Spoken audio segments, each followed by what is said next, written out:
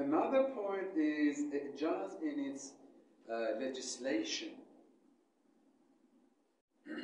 and establishing rules and regulations for a kind of a modern society. A society which is based on justice. You see all the different schools, liberalism, capitalism, socialism, all they come to say that we are going to give you justice. And we can establish better justice than others. So justice is very important and the ultimate goal of a human being. And you find the Quran which is focused on the issue of justice. And Allah says, we have established, we have given all the prophets the book and the guidance to establish justice. And then the detailed rules of Quran all are revolving around justice. This concept cannot be simply found in that Bedouin society. Even not only in Hijaz, even if you go outside, there were not that much understanding of things like justice. Today, at the modern time, we talk about justice. But why should those kings and emperors talk about justice? They all believe that we are the kings and we have the right to rule over people. So there was a kind of very accepted sort of dictatorship. And you know, even in the Rome, they used to call the guy, the king, the emperor, as dictator. So dictator was not a kind of a negative concept. And all accepted this, that he is the one who rules and he is the owner of everything. Until very recently, in many countries, they used to say God and king. So God, king, then when they came to be modern, they said God, king, and the nation.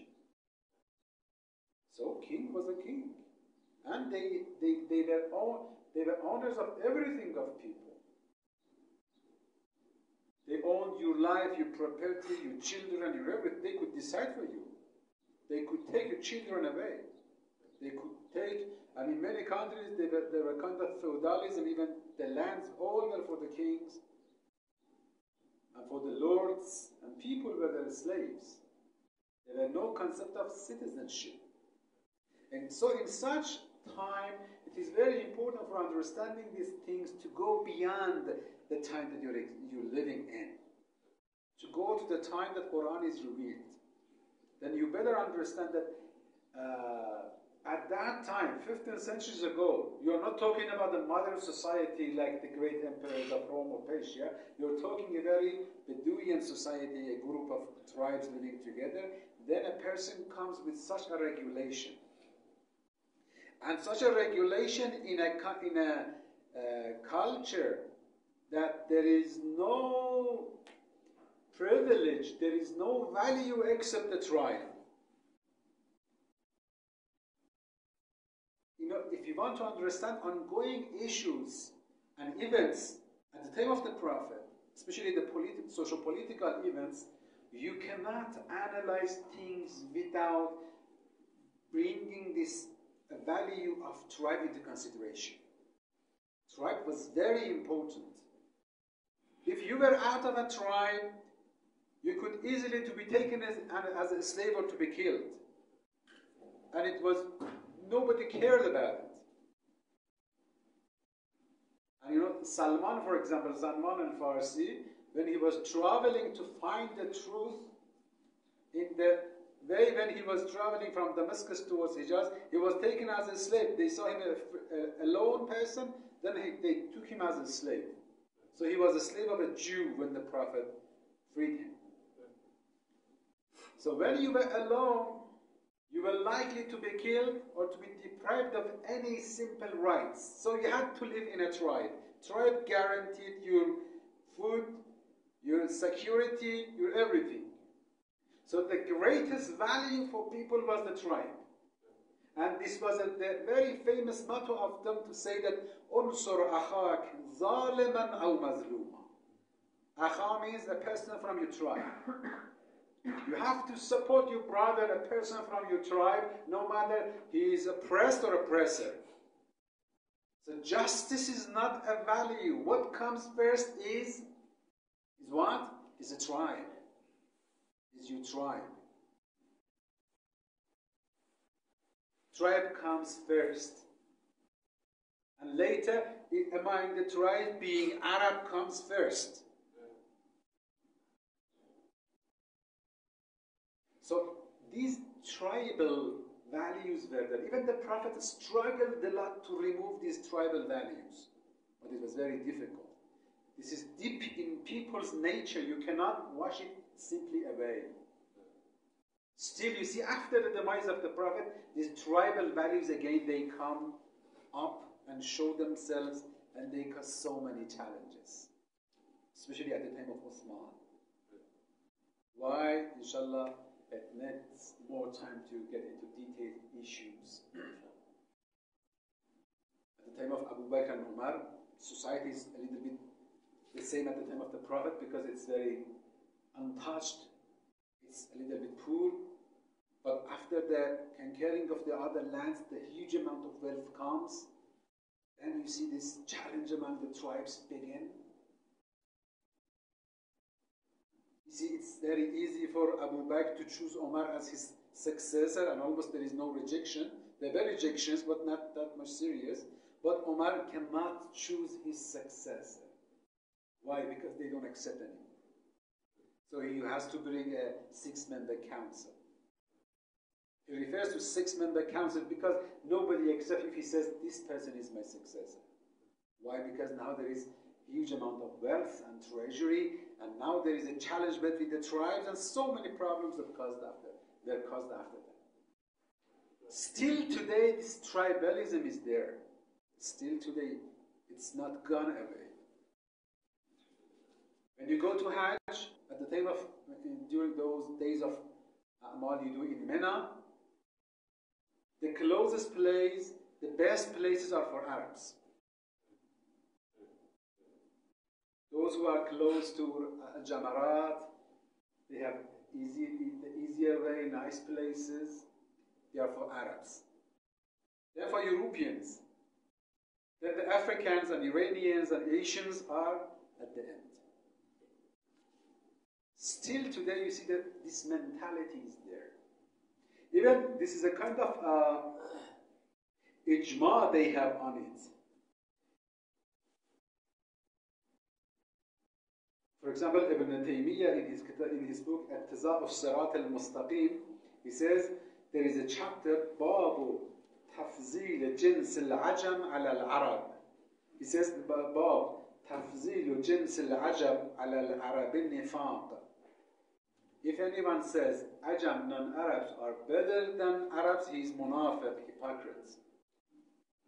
He says فإن الذي عليه أهل السنة والجماعة اعتقاد أن جنس العرب أفضل من جنس العجم. Arab, this is a matter of consensus among Ahl Sunnah that Arab is better than non-Arabs. Non-Arabs, no matter إبرانيهم وسريانيهم رومهم وفرسهم وغيرهم. No matter from any tribe, any nation they are, Arabs are better than them. And among the Arabs, then he says that Quraysh is better than the others, and Bani Hashim among the Arabs, and Rasulullah is the best of the Quraysh. But he says, فَهُوَ أَفْزَلُ الْخَلْقِ, the Prophet is best of the people. وَلَيْسَ فَزْلُ الْعَرَبِ ثُمَّ قُرَيْشْ ثُمَّ بَنِي هَاشِمٍ بِمُجَرَّدِ كُونِ النَّبِيِّ مِنْهُمْ. Not because the Prophet is from Arabs. Even though it's good, بل هم أنفسهم أفضل. Arabs, they themselves, they're better than others. Then he says بغض جنس العرب ومعاداتهم كفر. If you hate Arabs, this is kufr. أو سبب لكفر لأن منهم رسول الله وأمة الصحابة. Why? Because the Prophet is from them. So you can reject. You say, I love the Prophet, but without having any feeling for Arabs. He says, no. All Arabs. to accept all Arabs. I mean, Ibn Taymiyyah is not only alone before him, then he refers to the views of scholars before him, that this, he says this is ijma'u ahl sunnah, consensus. Still today they believe that Arabs are better than non-Arabs. I mean, in such a society, in such a mentality, then you can easily understand why they reject a person like Ali ibn Abi Talib, who considers Arab and non-Arab to be the same. They say, this man destroys our culture, destroys our everything. We cannot rely on him. He is not a good leader. That's why Ali is not liked. But they cannot openly speak about it. And put these things beside the verse of Quran. Allah says, Ya ayyuhan nasu inna khalaqnakum min zakarin wa untha wa ja'alnakum shu'uban wa qaba'ila. We put you in different nations and tribes just to be known, يتعارفوا. Then we know this is African, this is, I don't know, Iranian, this is Russian, this is white, this is black, this is yellow, this is red. لتعارفوا. But the criterion is that إن أكرمكم عند الله أتقاكم. And the hadith of the Prophet that said لا فضل لعربي على عجمي ولا لعجمي على عربي ولا لأبيض على أسود ولا لأسود على الأبيض إلا التقوى.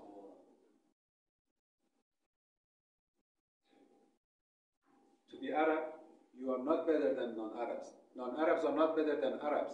White is not better than black. Black is not better than white. The only criterion is taqwa. اللهم صل على محمد وعلى محمد. So, in such a culture, in such a society, to establish a ruling based on justice and removing all these priorities which were made in the minds away, push them away, is not something easy. Of course, it was not gone away, but the Prophet struggled, and the Quran brings such a regulation. You know, at the time of Imam Ali alayhi salam, once a person drank alcohol. He was a poet who used to even recite poems in the virtues of Imam Ali alayhi salam. Najashi, his name was Najashi. And Imam Ali said he has to be punished. He said, Imam, he is your poet, he recited poems for you. Imam said, no difference, all are the same. They said he's from a strong tribe. Imam said, doesn't matter. Imam punished him. He went against Imam Ali. With him, 6,000 people from his tribe turned against Imam Ali. So you see, this tribalism was there, was not gone. And what, with all this, I mean, I'm mentioning these points to see that it's not easy to utter these verses in such a culture, in such a society. This is a miracle to bring such regulations, that you have to establish everything based on justice. Justice is the one that comes first.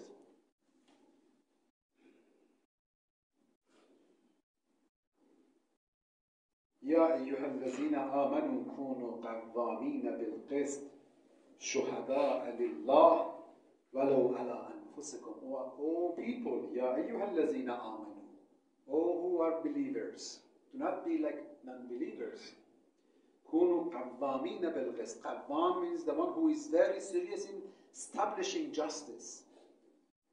شهداء لله, you are witnesses of Allah on the earth. وَلَوْ عَلَىٰ أَنفُسِكُمْ, even though justice is against your own self. وَلَوْ عَلَىٰ أَنفُسِكُمْ أَبِ الْوَالِدَيْنِ وَالْأَقْرَبِينَ, or justice is against your parents, your close relatives.